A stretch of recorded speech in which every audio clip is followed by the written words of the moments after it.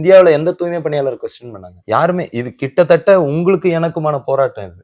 புரியுது. இந்த நகரம் நாளைக்கு யார் கட்டுப்பாட்டுக்கு போயிடக்கூடாது. இன்னைக்கு தூய்மை பணியாளரை மாநகராட்சி கட்டுப்பாட்டுக்குள் அனுப்புவது என்பது மீண்டும் மாநகராட்சி மக்களுக்கான சேவை செய்ய நிர்பந்திப்பதற்கு சமம். இன்னைக்கு அர்பன் ஸ்கொயர் இருக்கு, எல்லாமே பணங்க. வண்டி விடணும்னா பணம், பாத்ரூம் போனோம்னா பணம். அது கூட நீங்க பணமா கொடுக்க கூடாது, ஜிபே தான் பண்ணணும். உங்களை உங்க எதுக்கு ஜிபே பண்றீங்க? 5 ரூபா ஜிபே பண்ணணும் ஒரு நிறுவனம் ஏன் சொல்றேன்?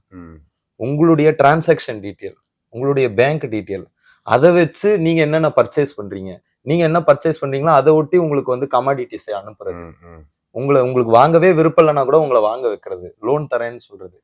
ஸோ அப்ப இந்த தூய்மை பணியாளர் போராட்டம் ஏதோ அவங்க வாழ்வாதாரத்துக்காக போராடுறாங்க, நம்ம தப்பா புரிஞ்சுட்டு இருக்கோம். இது நம்ம நகரத்தை விற்பனை, யாருக்குமே விற்பனைக்கல்ல.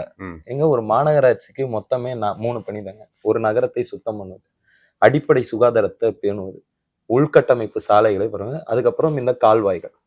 இதுல தூய்மை பணி முக்கியமான இது. இதை நான் தனியாருக்கு விட்டுருவேன். ஏற்கனவே மருத்துவம் மட்டும் இப்ப ஆரம்ப சுகாதார நிலையம் மட்டும் இருக்கு. ஆல்ரெடி ரோடு வந்து கான்ட்ராக்ட்ன்ற பேர்ல விட்டுருக்கோம், கான்ட்ராக்ட் டெண்டர்னு. கால்வாய்களும் அப்படிதான் இருக்கு. அப்ப இனி வந்து மாநகராட்சி கட்டணம் எதுக்கு இருக்கும்? ஸ்டாக் எக்ஸ்சேஞ்ச் புரோக்கரா அவன்.